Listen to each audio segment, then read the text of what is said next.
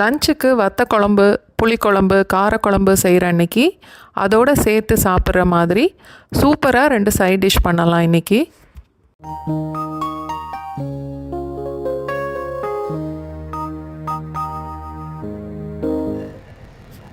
First beans, உருளைக்கிழங்கு, butter beans எல்லாம் போட்டு ஒரு பால் கறி செய்வோம். ஒரு தேங்காயிலிருந்து முதல்ல கெட்டி பால் எடுத்து தனியாக வச்சுட்டு, இது 2வது பால் எடுத்திருக்கேன். 1 கப் அளவுக்கு இருக்குது. 1 cup beans, 1/2 cup butter beans, 1 cup உருளைக்கிழங்கு, நீளமாக வெட்டின வெங்காயம் 2 டேபிள் ஸ்பூன் அளவு, 1 தக்காளி, 4 இல்லை 5 பச்சை மிளகாய் லேசாக கீறினது. இப்போ எல்லா காயும் நம்ம 2வது தேங்காய் பாலில் வேக விடணும். நான் பட்டர் பீன்ஸ் மட்டும் குக்கரில் ஓரளவுக்கு வேக வச்சு சேர்க்குறேன். ஏன்னா அந்த பீன்ஸ் உருளைக்கிழங்கு வேகிற நேரத்தில் பட்டர் பீன்ஸ் வேகாது.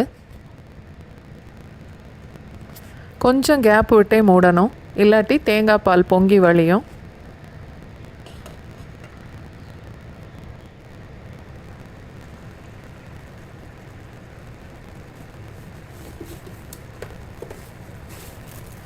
காய் பாதி அளவுக்கு வெந்ததுக்கப்புறம் தேவையான அளவுக்கு உப்பு சேர்க்கலாம்.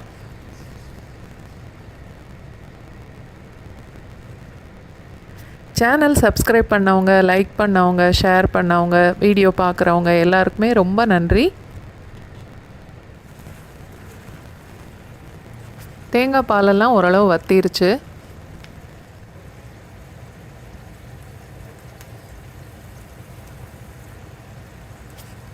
காயும் நல்லா வெந்துருச்சு.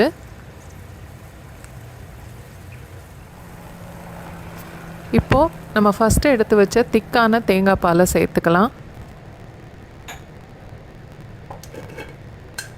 அதோட ஒரு 1/4 ஸ்பூன் அளவுக்கு சாம்பார் பொடி,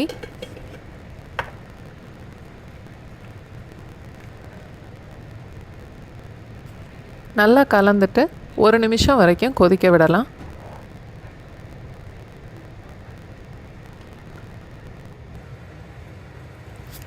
கொஞ்சமாக மல்லி இலை சேர்த்துட்டு அடுப்பை ஆஃப் பண்ணிடலாம்.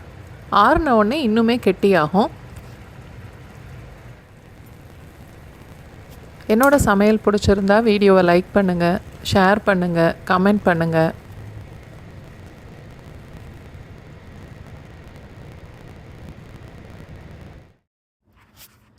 அடுத்து பசலிக்கீரை கூட்டு செய்யலாம். 2 ஸ்பூன் எண்ணெய் ஊற்றிட்டு 2 கட்டு பசலிக்கீரை 500 கிராம் இருக்கும், நல்லா பொடிசாக கட் பண்ணி கொஞ்ச நேரம் அந்த எண்ணெயில் வதக்கணும். பசலிக்கீரையில் உள்ள வளவளப்பு போகிறதுக்கு தான் அதை வதக்கிறது. அதை வதக்கிட்டு கூட்டு வச்சா நல்லாயிருக்கும். மீடியம் ஃப்ளேமில் ஒரு 2 நிமிஷம் வதக்குனா போதும்.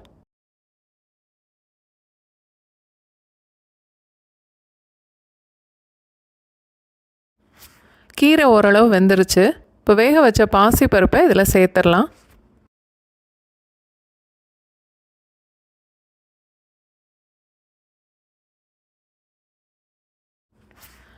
அரை கப்பு பாசிப்பருப்பு, 3 பங்கு தண்ணி வச்சு குக்கரில் 2 விசிலில் வேக வச்சு எடுத்திருக்கேன். பருப்பு வேக வைக்கிறதுக்கு முன்னால் ஒரு 15-20 நிமிஷம் ஊற வச்சுட்டு வேக வச்சா சீக்கிரமே வெந்துடும்.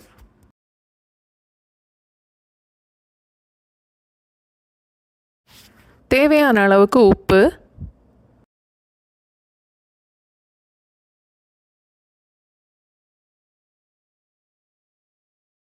கலக்கும்போது ரொம்ப கெட்டியாக இருந்ததுன்னா ஒரு அரை கப் அளவுக்கு தண்ணி சேர்த்துக்கலாம்.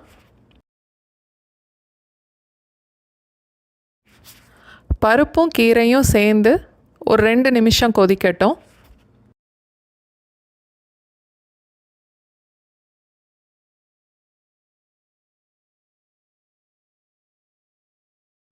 சேனல் சப்ஸ்கிரைப் பண்ணிவிட்டு பக்கத்தில் உள்ள பெல் ஐக்கான் ப்ரெஸ் பண்ணிங்கன்னா நான் புது வீடியோ போடும்போது உங்களுக்கு நோட்டிஃபிகேஷன் வரும்.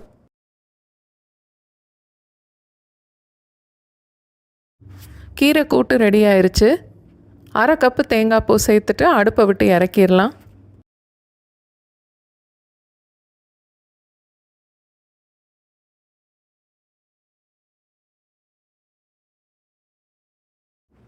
இப்போது கூட்டுக்கு தாளிக்கணும்.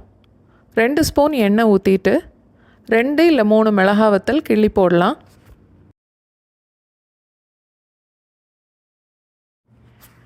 எனக்கு இந்த மிளகா வத்தலில் உள்ள காரம் போதும். உங்களுக்கு இன்னும் காரமாக வேணும்னா கொஞ்சமாக மிளகாத்தூள் சேர்க்கலாம். தாளிக்கிற வடகம் ஒரு 1.5 ஸ்பூன் போட்டு தாளிக்கலாம். தாளிக்கிற வடகம் இல்லைன்னா 1 ஸ்பூன் கடுகும் 1/2 ஸ்பூன் சீரகமும் போட்டு தாளிச்சிட்டு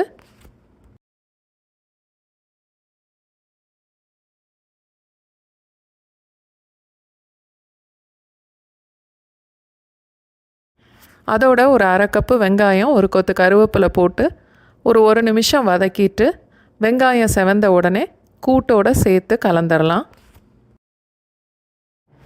காரக்குழம்பு புளிக்குழம்பு வைக்கிற அன்னைக்கு ஒரு நாள் இந்த பால் கறி ட்ரை பண்ணி பாருங்கள். இன்னொரு நாள் பசலிக்கீரை கூட்டு ட்ரை பண்ணி பாருங்கள். எப்படி இருந்ததுன்னு எனக்கு கமெண்ட் பண்ணுங்கள்.